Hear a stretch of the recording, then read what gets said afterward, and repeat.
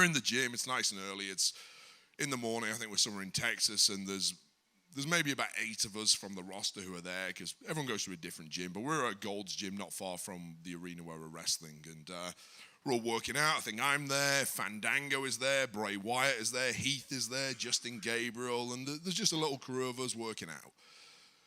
Anyway, just before we decide, okay, time's up, we've got to really go to the showers, get showered up, put our suits on so we have time to get to the arena prior to 2 o'clock. We see Brock walk into the gym. And Brock walking into a gym is quite the sight because people either know him because, oh, he's that guy from WWE, or people know him because that's that guy who was the UFC champion, or people know him because, holy who is that? In a gym, there's some huge bodybuilders and stuff like that. Nobody looks like Brock Lesnar. He has a mean face on him. He's got this huge build and stuff like that. So everyone stops what they're doing and are just staring at this monster who has just walked through the door. And Brock recognizes. We have a quick hello, quick wave, nod to him, and the rest of us kind of head off to the showers and the locker rooms, and we start cleaning up before the show. So now we're just putting the finishing touches on, tying our shoelaces, doing our buttons up, whatever it is. And all of a sudden, Brock walks into the room, into the changing room, and he's pissed. He says, man, this kid keeps following me around. Every machine I go on, it sits next to me. I get up, I go to the free weights, it sits next to the bench. He just keeps following me around everywhere I go. I'm pissed. We go, oh, okay, Brock, cool. Yeah. See you at the building in a bit. And he walks past us. He goes round the corner of the locker room into the bathroom area where we can't see.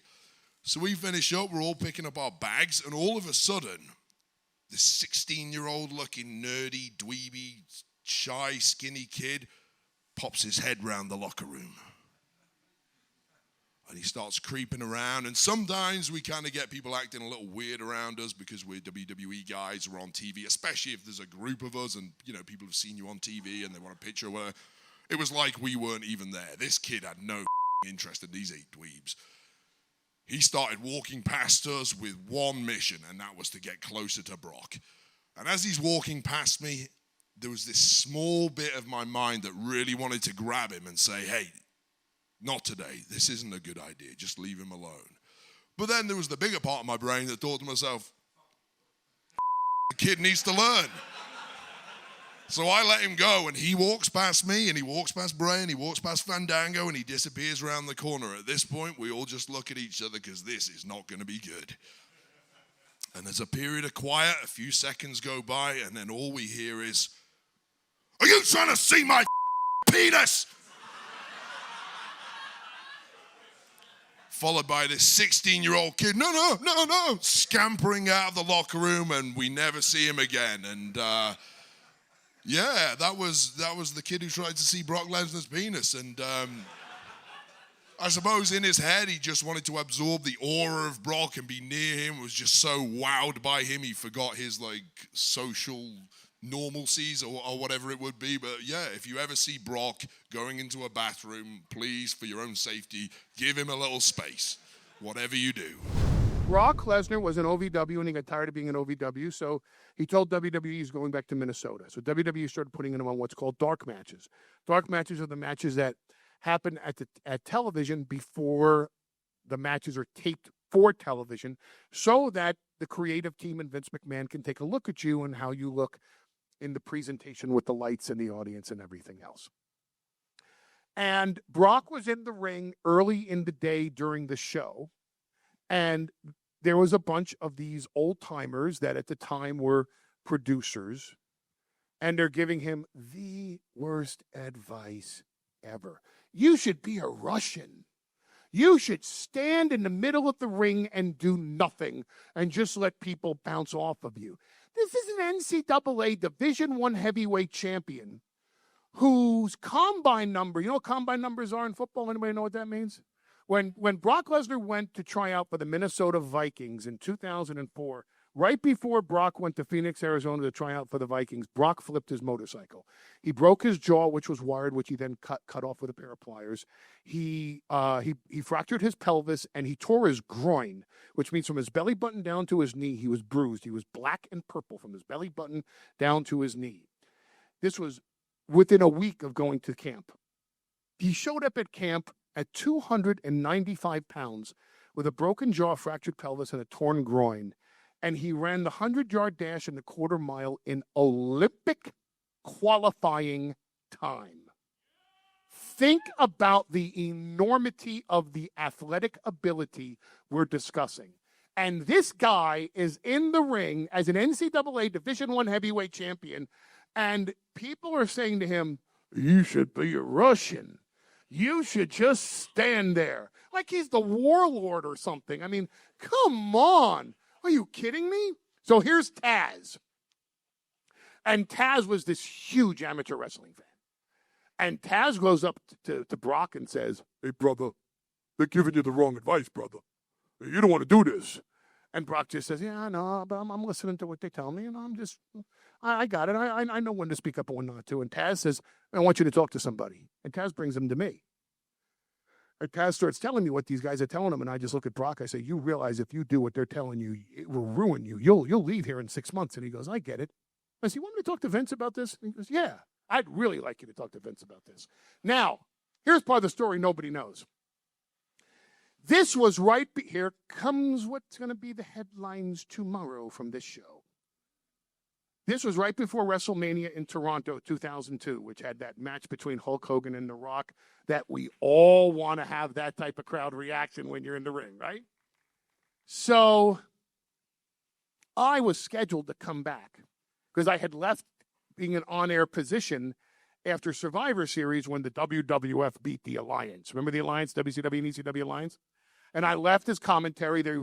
Jerry Lawler came back on the air, and I was off air. I was behind the scenes.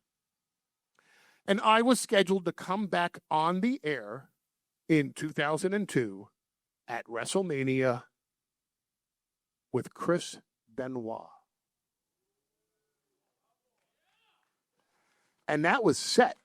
And I went to Vince 2 or 3 weeks before WrestleMania, and I said, hey, I'd like you to let me produce Brock Lesnar's matches. Oh, right ahead. Let's see what you can do with them.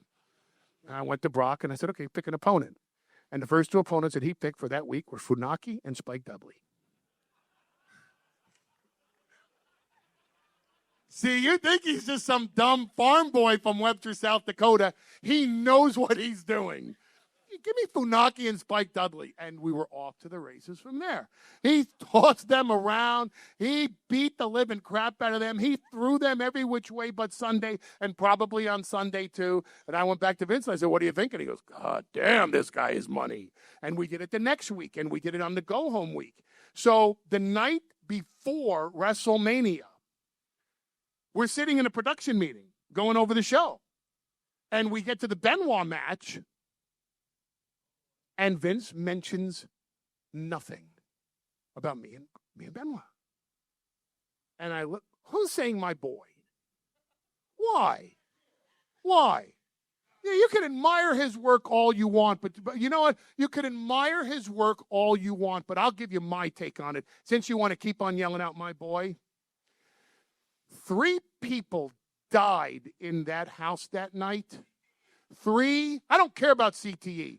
3 people died in that house that night. Only 1 person had the choice behind it. The other 2 didn't have a choice to die. So if that's your boy, you.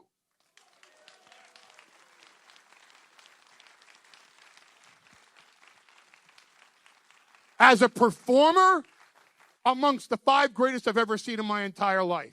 As a performer, loved having him in ECW, was going to make him the ECW World Heavyweight Champion, was going to put him in a feud with Eddie Guerrero that would have carried us. The very first pay-per-view was going to be Sabu versus Taz, Tommy Dreamer versus Raven, Chris Benoit versus Eddie Guerrero. If we had gone on pay-per-view in 96, that would have been our first pay-per-view.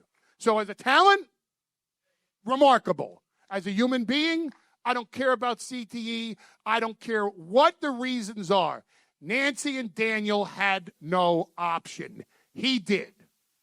F*** him. So we get to the Benoit match. And Vince doesn't even mention, and I'm going, well, I guess I'm not going to be working with Chris Benoit. And I wait till after the meeting because there's no reason to challenge him during the meeting. Obviously, he has something in mind. What am I going to do, pick a fight for no reason? And when the meeting's over, I look at him and I said, hey, this thing with Benoit, it's off. And he looks at me, he goes, think I'm going to put you with Brock Lesnar. What do you think about that? Listen, I watched Brock Lesnar win the NCAA Division I Heavyweight Championship. I kept tabs. God, I would have loved to have him in ECW in 2000. I watched him break in. I watched his tapes from OVW. I watched his dark matches. I produced the last 3 weeks of his dark matches. I knew this was the next big thing. There was nothing and nobody like Brock Lesnar. And so I said, yeah, sure, I'll be happy to work with Brock Lesnar. Give us a little time now. Get this act together. Oh, God damn it, you start the day after Mania. Okay. You got it. Watch out, though. Yeah, why is that? And I said, and here's the funny thing. And I said to Vince, he's the next big thing. And Vince looks at me and goes, God damn it, Paul, that nickname would suck. Now, I have to tell you, I have butted heads with Vince McMahon for many, many years. And to his credit, he's been right most of the time in our arguments. I'll give him that because I'm his boy. I'm sucking his ass right now. But on that one, I can tell you I was right. Brock and I have always been close. And even when he came up the first time, I mean, I can't tell you numerous occasions where we sat down and we talked about things. He ran by me early on when he was thinking about leaving. Right. When he wanted to go play football or he wanted to, do something else. And I gave him my perspective on it. And where everyone else was telling him, man, you're making a mistake or you shouldn't do this. I told him opposite. I was like, dude, if you don't do it now, you're going to look back one day and you're going to have that regret. So this is going to be here. Brock's a special talent. Everybody knows the talent that Brock has. WWE was always going to be there for him. And then, he goes out and he tries football and then he ends up in mixed martial arts and does, I don't know, he did pretty good. Pretty good. World champion, biggest pay-per-view draw at the time that they had. And then his career, when he came back, was picked up right where he left off. No, I think the world of Brock, and I think I don't think he gets enough credit for his business acumen and his knowledge of the business. I think, what I already knew about Brock, and I didn't know this because I was concussed and I didn't even know my name, but my wife told me when the ambulance got to the hospital in New Orleans, they took me right to the hospital afterward because I was severely concussed. Yeah. That, right behind the ambulance was Vince and Brock. Vince left WrestleMania to go to the hospital, and Brock was in either with Vince or in the next car. So, that tells you a little bit about the human being right there. Yeah, that tells you about me. Yeah, and then the next year, and this clip, I guess, is someone just told me about this. This clip has just been showing lately of him kind of right before I went out the next year when I worked with Bray in San Francisco. Brock was kind of there, like, because I'll be the first to admit my confidence was just shattered. That concussion, I couldn't pick it out where it happened. I didn't know how it happened. There wasn't anything reckless done. My confidence was shattered, and that's hard for a lot of people to believe. You've had this amazing career, but something like that happens late in your career. I had the self-doubt bug, and he was right there. And just let me know that, hey, you're still the man. Go out there and get you some, and meant the world to me. He talked to everybody, but when it's time to go, he just does what he wants to do. So I can remember I had a whole song planned. I had a whole song that I had written there called The Sacrificial Lamb, because I knew that's what I was, right? Going out there to I'm going to be the guy that Brock's throwing around. And but I was at least going to have my moment there. I come out, I do my song. I was going to sing right to Paul Heyman. The bell was going to ring. I can just remember. It's funny now because I can remember talking to Brock about it and being like, dude, I'll just get on you right away and I'll do, I'll hit you with a knee and a this and that. And then, whatever. And then, you could catch me and here's a jerk. Yeah. And he's like, yeah, okay, cool. Like, run that by me again. Yeah, sure. All the while, he's just going to do whatever he wants. And so, so I had that at least planned in my head. And I can remember, and you can probably hear it if you go back. I'm singing that song, and I hit some line, and the crowd is like, ooh, because I made fun of, I think, Paul Heyman. He just leaves the ring, and he's running down, and I'm all hooked up to, I've got the thing on and the battery pack for the guitar, and I got the guitar in front of me, and he's like running at me full force. And I'm like, oh my, I can't remember what I said. I probably said some words, you know what I mean? I don't know if the mic picked it up or not, but I'm like, oh my, okay.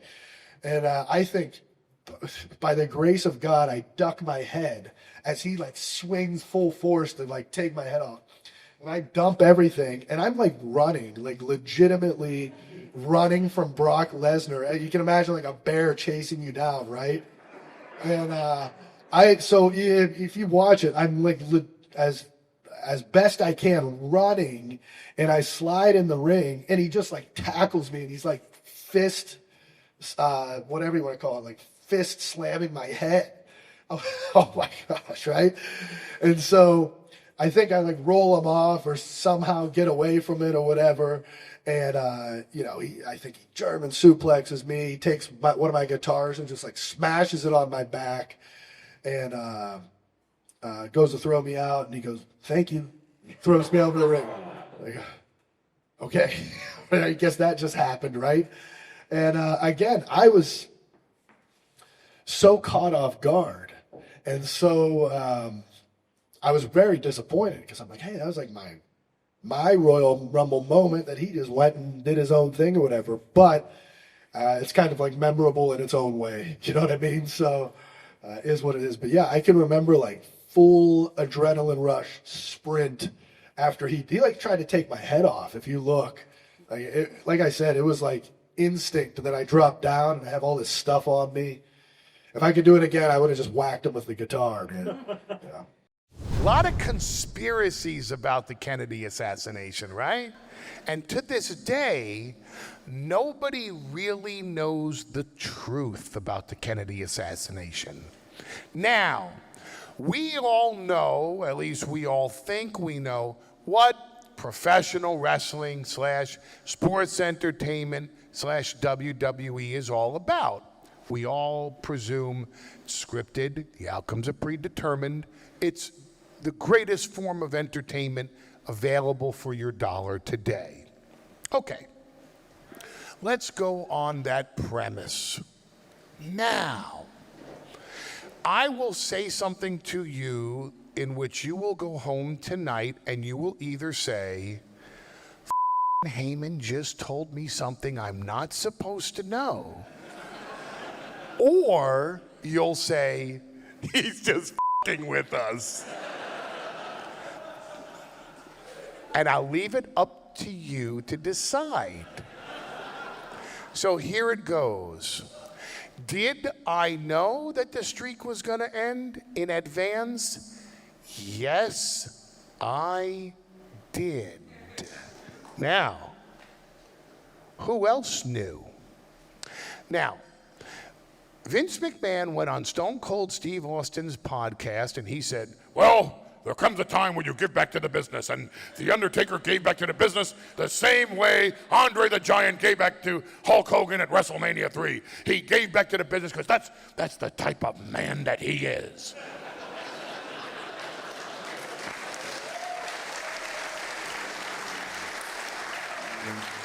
In other words, it's a great answer, but he didn't answer the question that was asked.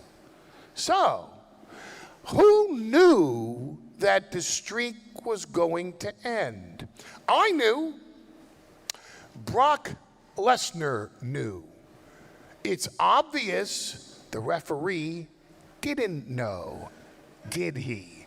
It's obvious the sound person didn't know, did he? In fact, the only people that can testify in life as to who knew in advance are Vince McMahon, because obviously if he didn't know, it wasn't authorized.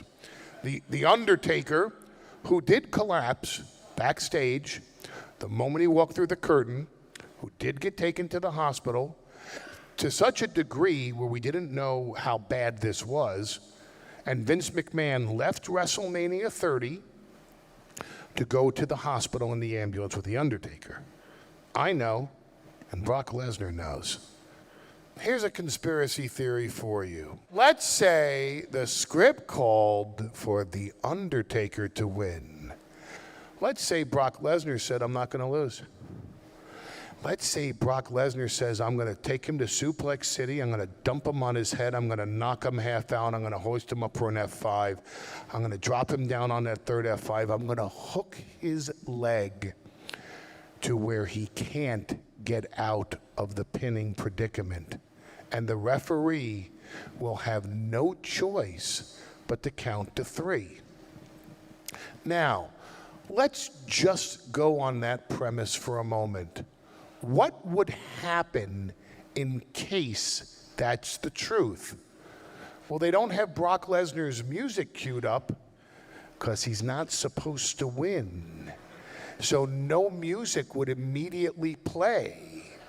What else would happen? The referee would not be sure that he's supposed to raise Brock Lesnar's hand. The Undertaker, who has been knocked out, can't do anything about it. No one can do anything about it.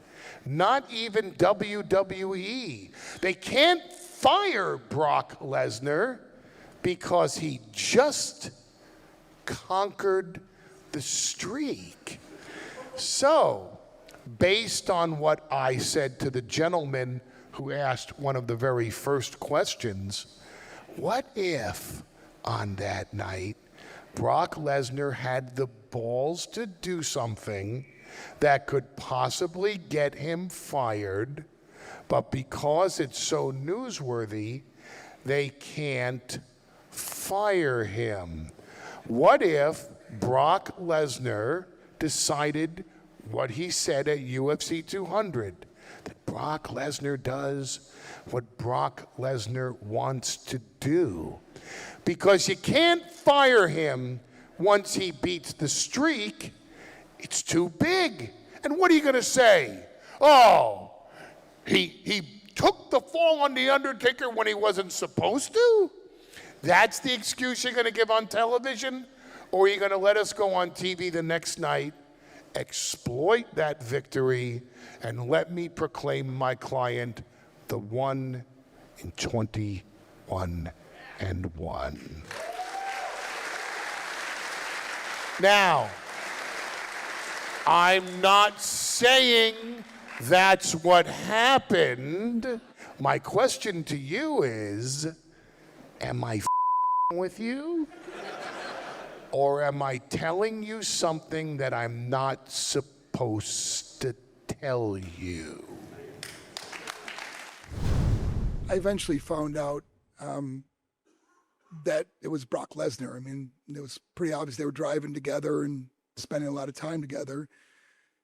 And I told this funny story on JR's podcast, but I said, you know, when I find out who this guy is, I'm going to beat the tar out of him.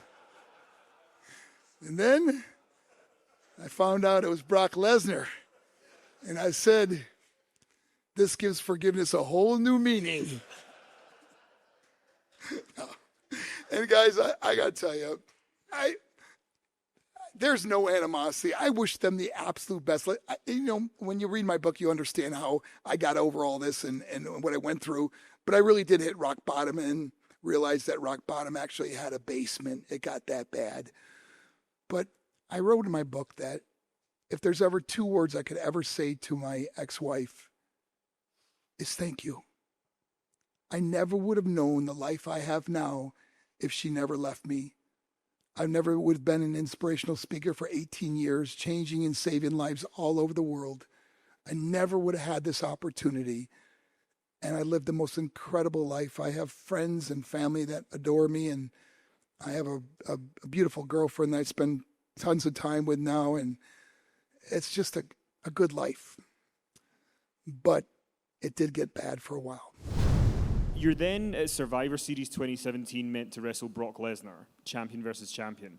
And it didn't happen because obviously you would lose the title to AJ, but was the match going to happen in terms of as far as you know, and what about the rumors that Brock didn't want to do the match? Yeah. So it genuinely was going to happen.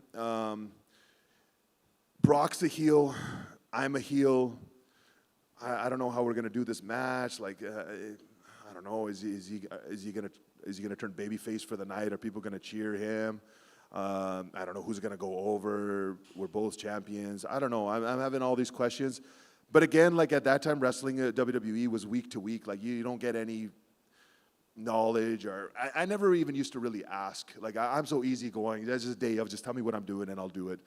And we'll deal with it. We'll plan it on that day.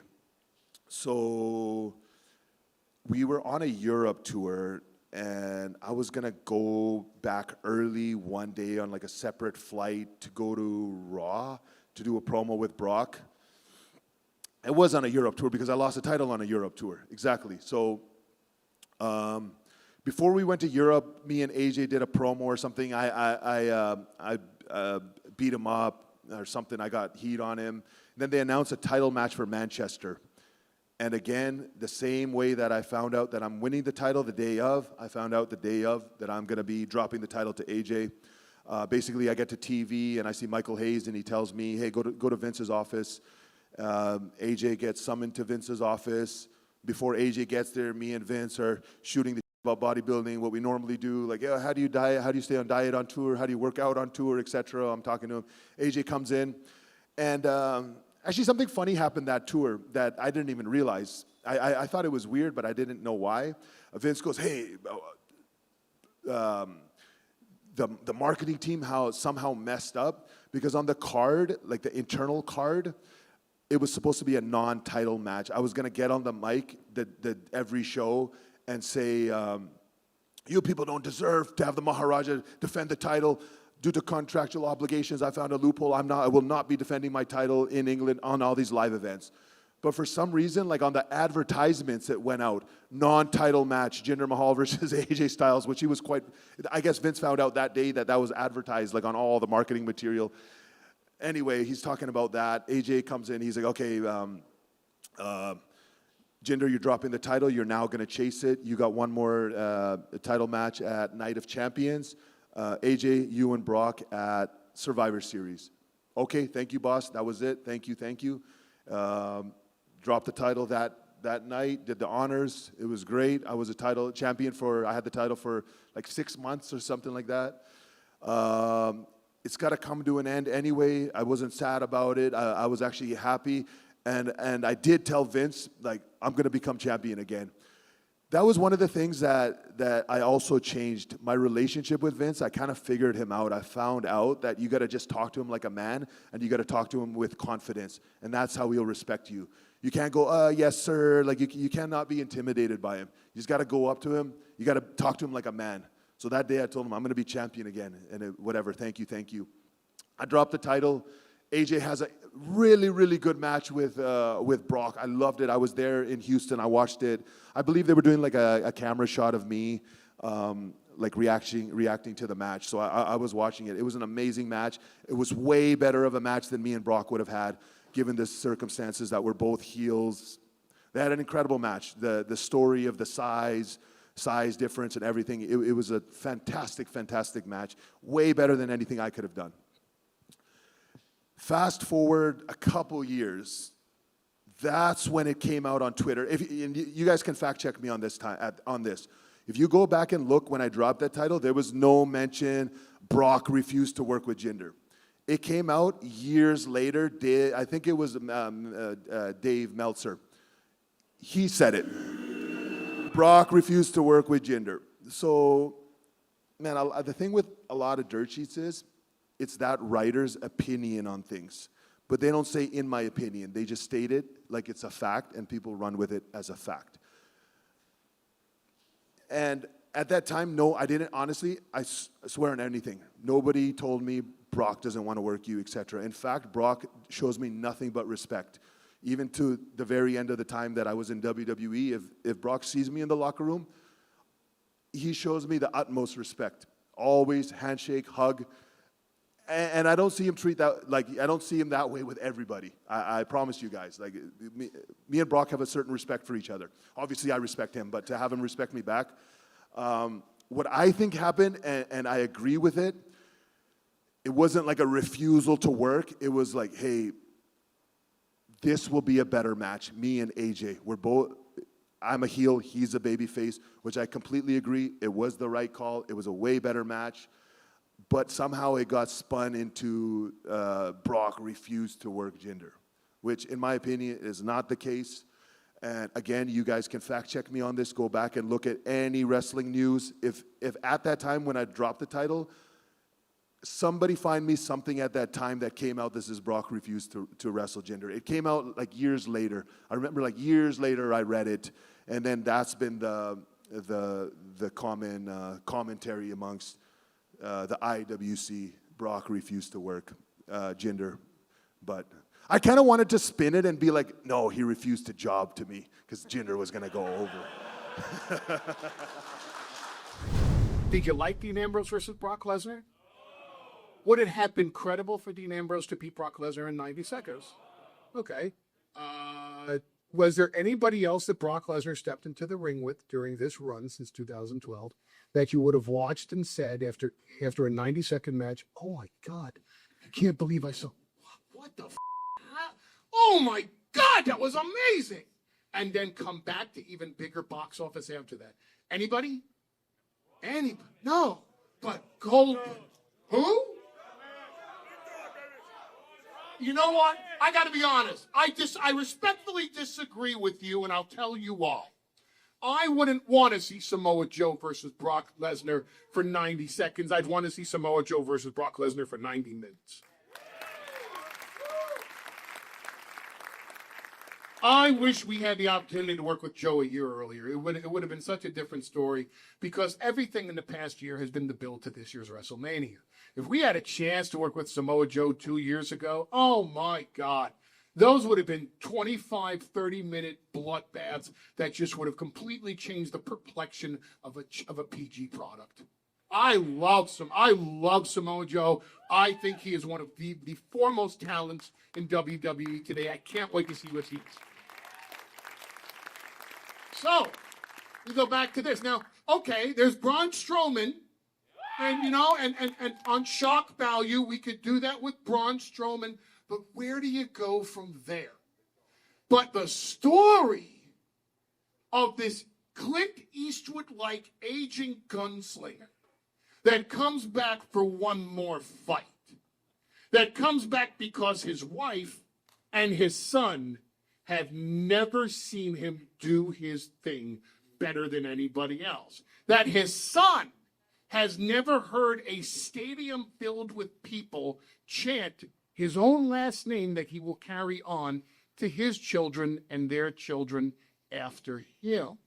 That his family had never gotten a chance to just experience that whole Goldberg electricity, that whole Goldberg phenomenon, just that whole Goldberg experience. So now the aging gunslinger comes back at 50 years old. A little bit lighter, a little bit worse for wear, nursing a few injuries, still looks like a killer, doesn't he? And he comes in and he goes, Brock Lesnar, I don't know if you're next, but you're last. And he looks in that camera and he gets that Goldberg thing going, and you go, holy he's going to kick Brock Lesnar's ass. And there's not a lot of people that you could watch. Again, I don't knock Dean Ambrose. Can't watch Dean Ambrose and think he's going to kick Brock Lesnar's ass. Can't look at Seth. And I love Seth Rollins' work. Don't think I'm knocking Seth Rollins. I pitched a scenario a few years ago where I would get to work with Seth Rollins. Didn't pan out. Love Seth Rollins, but you're going to believe him kicking Brock Lesnar's ass? I think Finn Balor is one of the most magnificent workers on the face of the planet. Could he push Brock Lesnar in a 30-minute match? Yes, but can he kick Brock Lesnar's ass in 90 seconds? Not credibly. I mean, you know, we go down the list. AJ Styles. I love the Brock Lesnar AJ Styles match. Can AJ Styles beat Brock Lesnar in 90 seconds with that shock value? We had a shock value involved. And here comes Goldberg. Here comes Clint Eastwood. coming back for one more fight. And you know it's one more fight. You go, he's going to get his ass kicked by Brock Lesnar. But, man, I would really love to see Goldberg come back and this whole, like Terry Funk did, this whole comeback story. One last run, one last moment, one last spear, one last jackhammer, one last ass kicking. And Goldberg spears Brock Lesnar out of his boots. And you go, whoa, this match started fast. And he hits a second spear. And you go, holy this is going down really fast. Where are they going from here? And Goldberg takes that step back, and you go, holy he's setting up the jack. Lesnar's going to kick out of the jackhammer. No way, Lesnar's getting beat in 86 seconds. Jackhammer, 1, 2, 3. And you sat there and went, Goldberg is the man. And we brought it back at WrestleMania. We made you wait all the way to WrestleMania to see it happen again. That's box office. Credibility matched with authenticity, with characters you can relate to, and believe in, to where you sit there and you say, I believe in this, I want to see it, I'll pay to see it, and when it's over, did they deliver? And I loved their WrestleMania match last year. They delivered. I know they delivered. And then there's Survivor Series, where it's going to be Goldberg and Brock Lesnar, and I think a lot of people were very curious because there'd been, the thing with Rusev where you had you'd be slipped because you'd overtrained, and people were like, what's he going to be like in the ring? What's going to happen? And then you guys have the match, and you kill him in 86 seconds.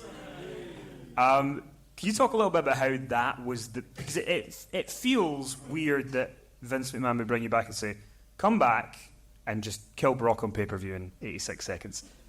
Well, let's just say that it was the furthest thing from my mind that was going to happen. I had no clue because I obviously was signed to one match. We talked about one match. I came back, Survivor Series. I was going to do my thing with Brock, make Brock look like the monster that he is, and then go on about my merry way. And, man, for some reason they changed it. Because along the way, maybe people appreciated me coming back much more so than they thought, or I don't know what it was. I'm never going to sit here and conjecture as to the success of anything that I do, but something good happened, and it made the outcome flip. And then some brilliant dude came up with this idea to drop people on their heads, man, to turn them on their heads and give them something that there was no way anybody would have expected. Like, how in God's name is this 50-year-old dude who hasn't been in the business for 13 years going to come back and beat their man? It's just not fathomable. That's why it worked. So I didn't know it was going to happen. It was a different deal. It was, I think because nobody knew it was going to happen, including the people in the back. That's why it succeeded so much. How difficult was it to guide Brock Lesnar through the end of the WrestleMania match after the shooting star press? Oh, what a nightmare. First of all, that was my fault. I came up with the idea of Brock using the shooting star press because I thought it'd be a great WrestleMania moment. Boy, was it.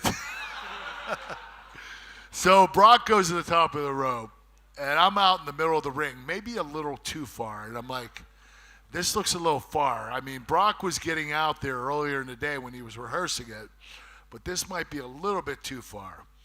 And I was talking myself into saying, but I think I'm okay. So when Brock goes to do it, he kind of stuttered and second guessed. He went and then he paused and then he went. He just went and paused and said, I'll go. And he ended up not rotating all the way through, and he landed right on his head and got knocked out. So here I am laying on the mat. I'm like, oh, we both have broken necks now. Because I was supposed to have surgery the next day. I wrestled at WrestleMania 19 with my neck broken. And I got approval from the doctor to do one last match before my surgery. Now I'm like, holy shit, Brock and I are both going to have surgery tomorrow. And when I went to cover him, which I was like, oh, God, please kick out. Because if he doesn't kick out, I have to carry the title for another month. And there's no way in hell I was doing that. So I covered Brock to cover it up so it didn't look like a up. And I said, Brock, you have to kick. He kicked out. I said, Brock, are you okay? He said, I think so. I said, oh. So I look at the ref. I said, what the am I going to do? He said, get him up. Just have him do the F5 to you. And I said, good idea. So I go to lift him up, and as I'm picking him up, he's heavy as hell. I said, Brock, are you okay? He said, I think so. So I picked him up. I got him up in the air. I got him on his feet. I said, Brock, boot me in the gut, give me the F5. He said, okay. Boot him in the gut, got me up, F5 me. And I'm laying there. I'm like, Brock, you have to cover me. He forgot to cover me because he didn't know he had to, because he had a concussion. So he covers me, and we get the 1, 2, 3, and I was like, thank God. But, you know, Brock, I have to say, him doing what he did and able to overcome that, that shows the kind of badass he really is. And you know, Brock Lesnar, one of the greatest athletes I've ever been in the ring with. He is not only gifted and talented, but he would be the best at whatever he did. Like, he could go to NFL, which he did, and he would have made it if he went to NFL Europe for a year and came back. That's what the Vikings wanted him to do, and he would have been an all-pro, but he ends up going to UFC, and he becomes UFC champion. And he comes back to WWE and becomes WWE champion. It's like, this kid, whatever he touches, just turns to gold, you know? If the NBA wanted him, he'd probably make it there. If Major League Baseball wanted him, he'd probably make it there. If football wanted him, soccer, he'd probably be in the World Cup. Who knows? Unbelievable. But he's the most talented athlete I've ever been in the ring with. And he's 310 pounds, which is ridiculous. Well, we have the Rumble meeting. All the talent are there. Michael Hayes, Joey Mercury, Jamie Noble are the producers of the Rumble. Might have been somebody else involved. Brock is not in this meeting. Neither is Taker. Everyone else, I think, was pretty much there. Goldberg? No, Goldberg wasn't. So Goldberg, Brock, and Taker weren't in the Rumble meeting. But now you got about 70 talent at this meeting, and we're getting the order of the Rumble, and none of us know who's in it. So you don't know if you're going to, which is a sad day for some of the boys. You go to the Rumble, you're flown in to be there, you're going to get paid to be there, but you're not in the Rumble, so you're not working that day. So my thing was I wanted to be in the Rumble. And I had pitched for us to come out number 1 for like a month. 2. I was like, bro, when can we do the entrance if it's not at number 1? Like, Cass has to be number 1, if not me. Like, I don't care who it is. So they put Cass in number 1, and I thought I was done. I thought I wasn't going to be in the Rumble. You know what I mean? Like, Cass comes out number 1. They only got 30 slots. Well, they go to 26. They're announcing all the business as they're going through, and they get to 26, and they go, Brock Lesnar comes out. Suplex City. Everyone's down. Enzo comes out. Everybody popped in the room. Huge pop. And then Jamie Noble at the time said, whatever happens, happens. Goldberg. So, you went Brock, Enzo, Goldberg, and the response was whatever happens, happens.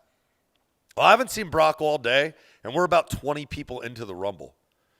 So 20 people in. I've already done my number 1 thing with Cass, and I was around. I was hanging out and catering, making jokes, and talking to people or something, being a dickhead. And I'll never forget. I was talking to one of my buddies, and I was like, "Yo," I was talking to R-Truth actually, and I was like, "Yo, Truth, bro, dude, should I go talk to Brock? We're at pick 20, and I haven't talked to him, and I don't know what's gonna happen." He's like, "Yeah, you should go talk to him." And I was like, "Yeah, I gotta go, bro." Now all of a sudden I got anxiety. Oh wait, you're about to go out to the Rumble. And I went, and Brock had a private locker room with a guy named Larry who was a trainer, and Paul Heyman was in there. So Larry was probably stretching. Brock. And I knock on the door, nerve-wracking, like in my Enzo outfit, looking like dickhead. Like, I knock on the door, and they open the door, and I don't know what came over me. I just looked at Brock, and I said, hey, man, I figured I'd jump up on the apron like you do, or at least I'll attempt to, and then I'll get in the ring, and I'll just run at you as fast as I can, and whatever happens, happens. I promise you, I said this. Paul Heyman looked at me like I was crazy, but with like a glee. Like Paul Heyman was gleeing when I did this. And Brock Lesnar just looked at me and went, ha ha! And I was like, shook his hand, got out of there, had no idea when I got in the ring and ran at him, if I was going to get suplexed 30 times or just, I didn't know what would happen, right? Maybe he'd let me hang out in there. Maybe I'm in the Rumble now. But, bro, I went in, I ran at him. He took my head off and he threw me right out. I was like, thanks, bro. Like, what an easy night at the office. And what a brother, I guess. Brock brothered me. He could have taken me to Suplex City. Maybe he just thought, like, why the I do that to him? You know, so he ain't beating nobody.